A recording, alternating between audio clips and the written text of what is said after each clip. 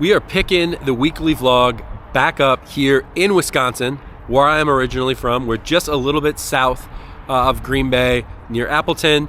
I've got the Nissan, which I stay rolling in a Nissan basically everywhere I go, I guess. And next to us here, we've got JDM, so imported Toyota Hilux Surf. If you're not familiar with this is basically like a 4Runner.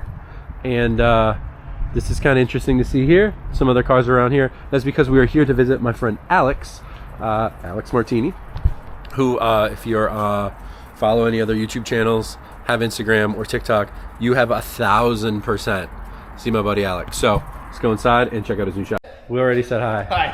What up, bro? Whoa, whoa, whoa. Good to see you. Hey. And then the man himself.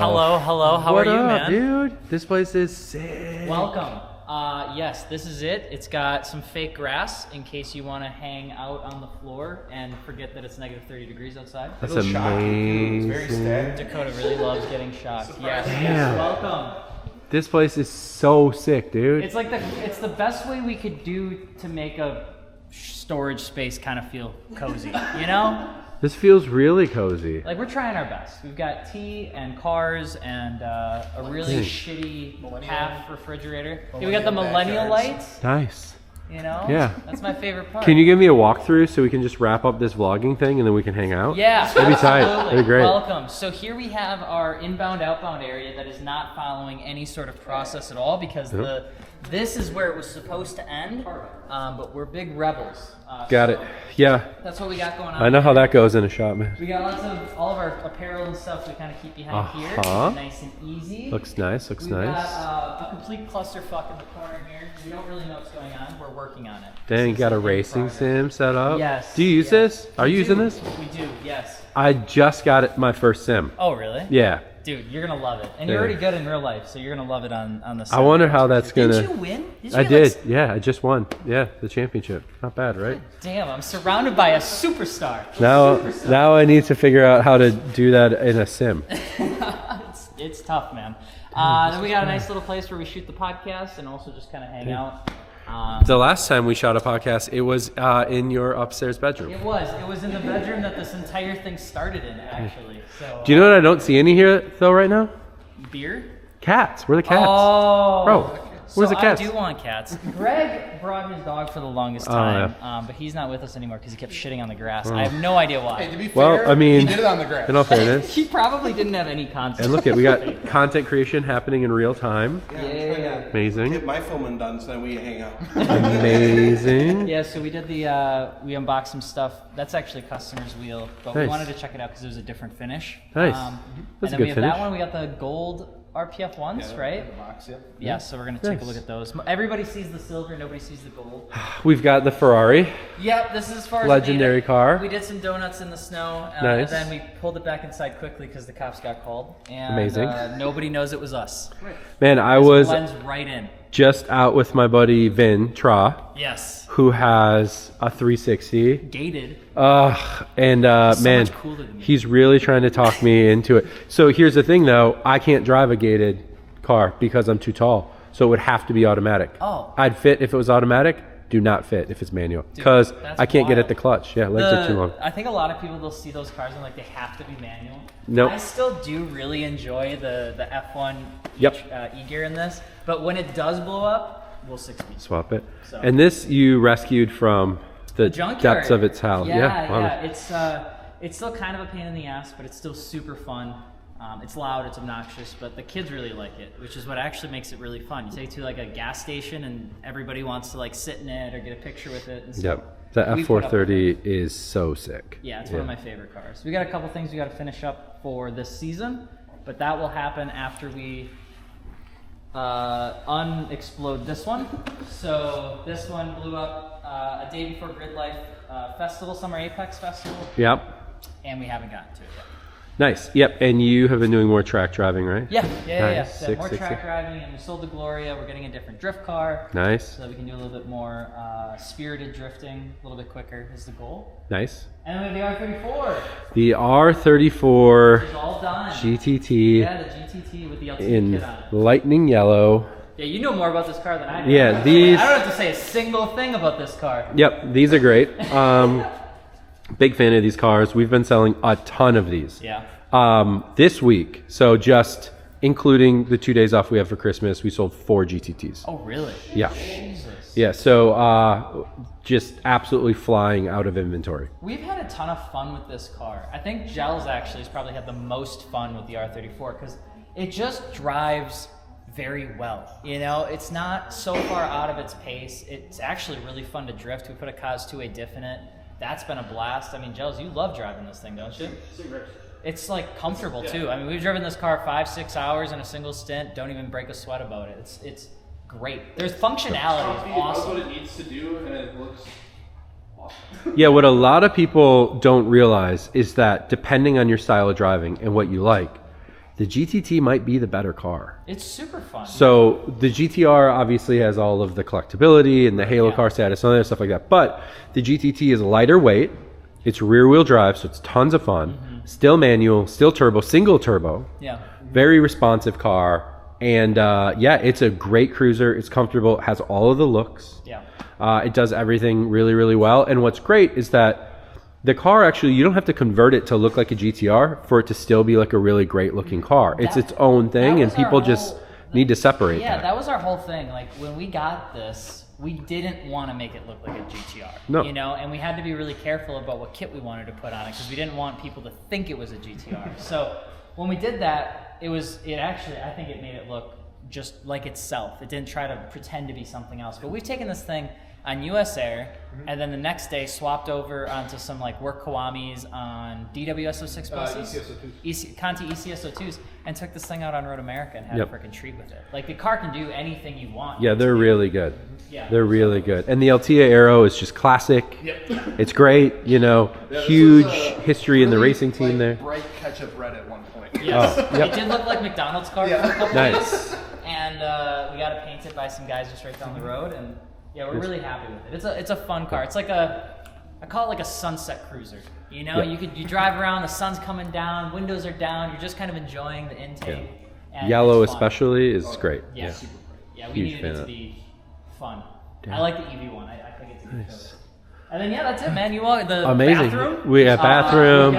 We've got we got a walk. offices. We have one of these in our office too. That's nice. I like this. It's cool. You gotta get it with the heater though. Yeah, I know. Yeah, for the tea. And then Lars is E46. E46. Dang, man. Yeah, this is great. Congratulations. This is really cool to see man. everything together. Yeah, we're we moved in February, so what is that? 10 months.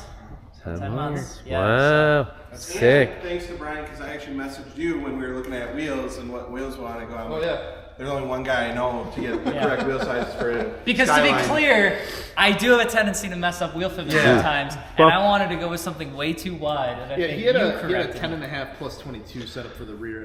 Which is Brother, that's not. perfect for the R34 GTR. Not a GTT. GTT is a bit narrow.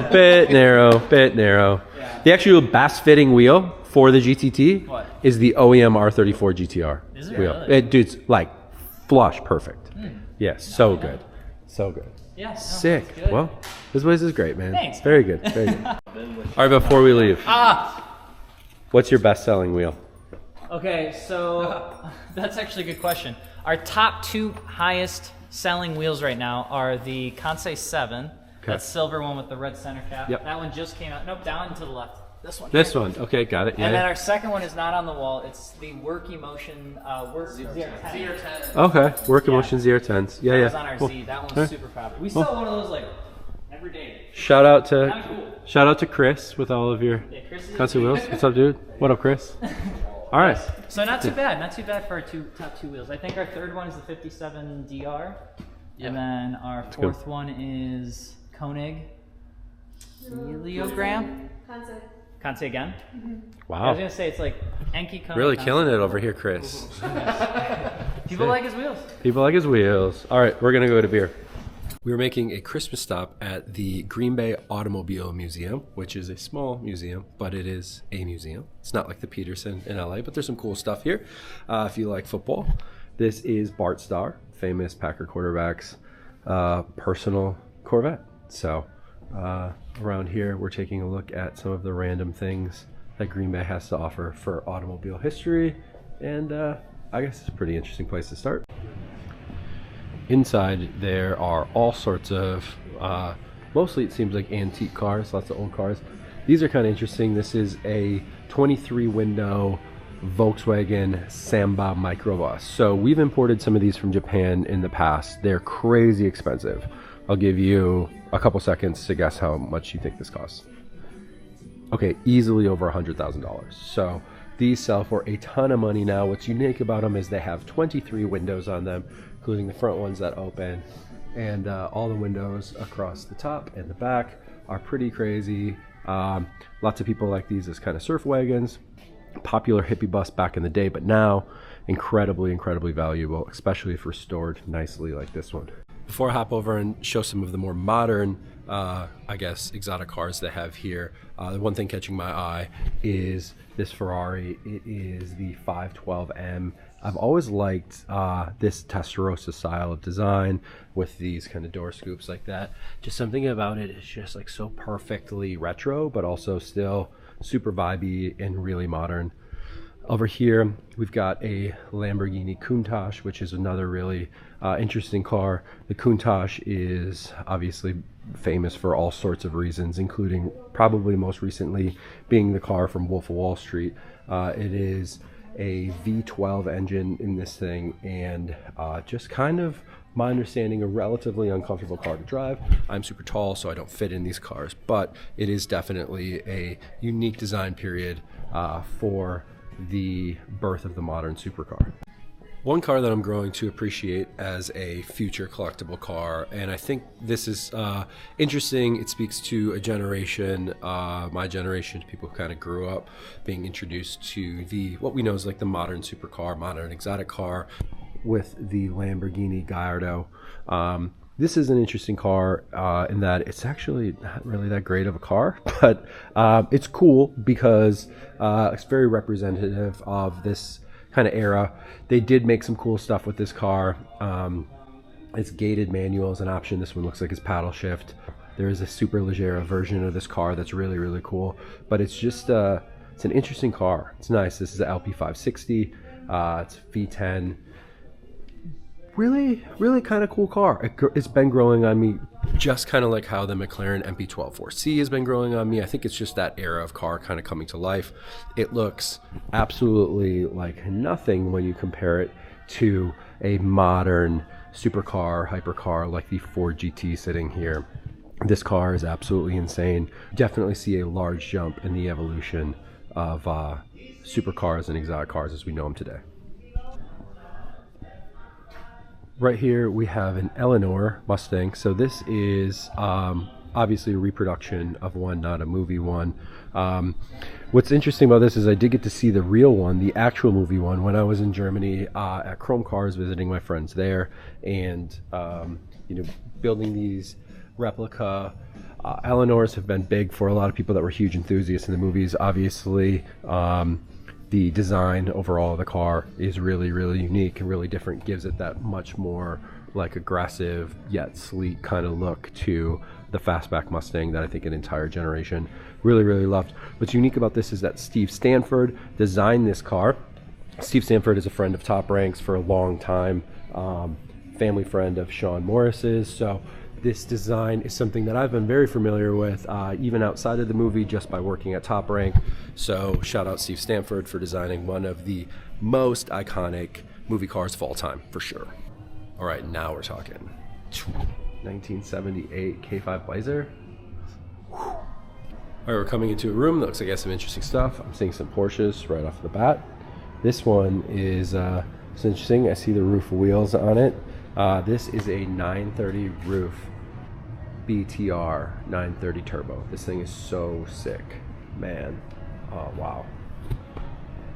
Dang. So we have the roof RT12R back at the shop in Cyprus, and that car is an absolute dream to drive. I've never driven an older air-cooled roof before, but this is super impressive to see here. Not something I would have imagined would be sitting here in Green Bay, Wisconsin. Right next to it too, incredible 911 SC in this color green that I've grown so fond of. It is really, really nice condition. They've done an excellent job obviously restoring this car. I doubt that this is the original condition, but this is pretty impressive for sure. It's super, super clean.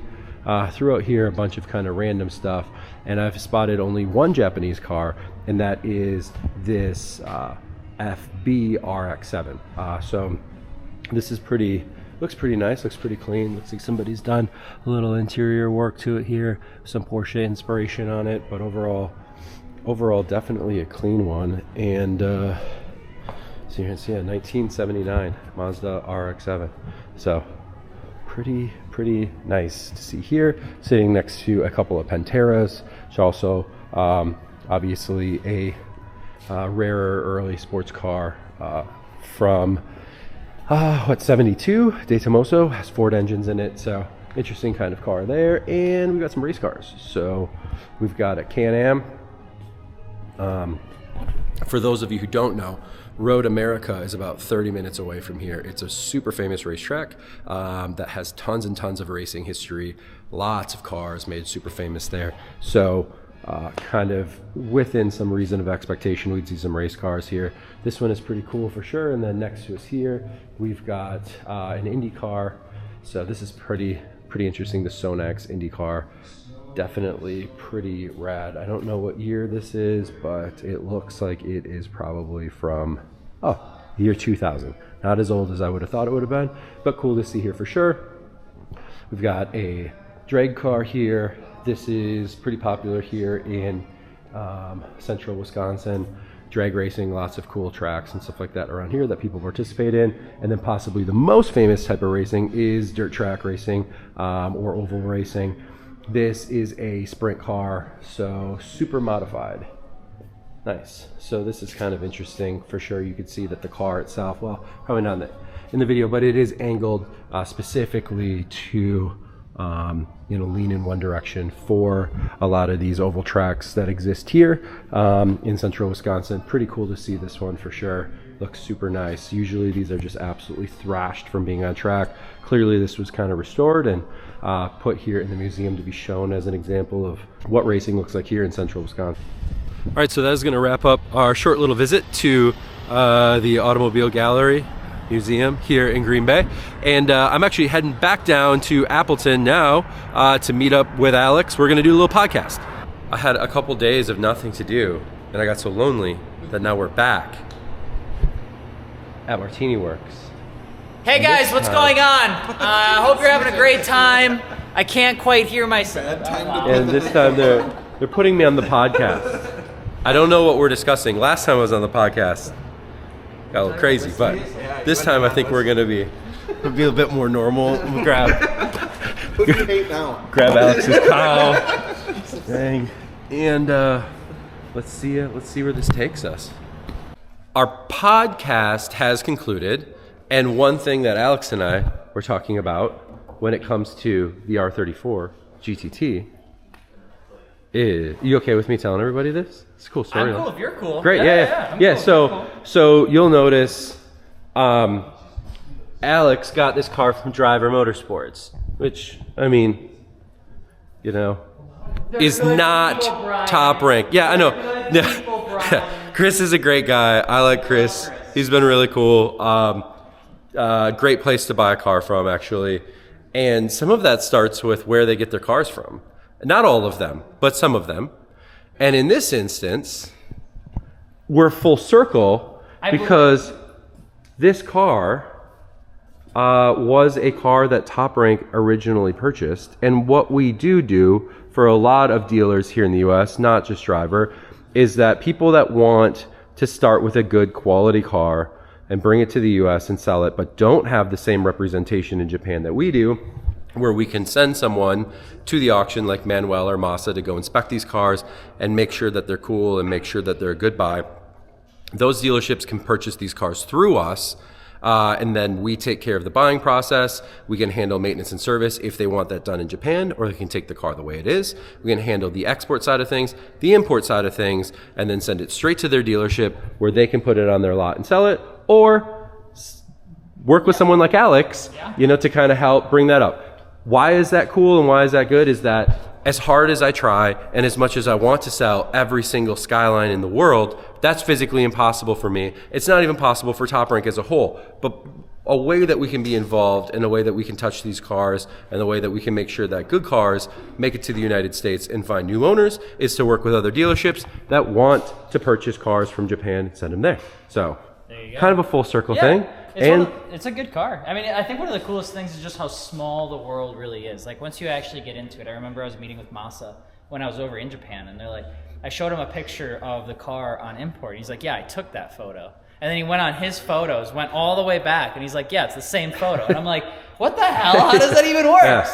There's a whole lot that goes on. I think what's cool is, I think regardless on who you buy from, you got to buy from somebody that you guys trust. I think that's the biggest thing I've seen, because I've watched people try to import and export cars and try to get a deal and don't want to pay the full price or don't want to go with somebody reputable because they're trying to cut corners, and you absolutely eat it in the long term. Like underneath the cars there's rust, or they try to hide it with spray painting. It's like people forget that at the end of the day, where these cars are coming from, people are still trying to make money. And so if they can find ways to hide things, they will. And if you don't have good representation over there, you can spend a lot of money on a really shitty car.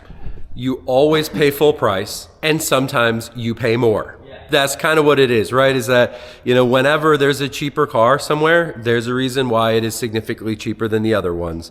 And it is truly a case of you get what you pay for. And, sometimes you spend that money all up front and you have a great experience driving the car. And sometimes you will spend that money over the entire course of your ownership of the car, and it might be a problem for a long time. But this one is really cool. Buy once, cry once. Right? Exactly. That's a great saying. I'm going to steal that. That's a great saying. But yeah, this car is really cool. It's so good in yellow. So great. And thanks again for having me down for another day. Yeah, and on a podcast for another great episode. Where can people find the podcast? They can find it over at MartiniWorks Podcast. Just type that in. MartiniWorks Podcast. And when does this come out? This will come out this Friday. So this first of the Friday. year. Nice. All right. Well, I will put a link to that somewhere when it's out, and see you guys in the next one.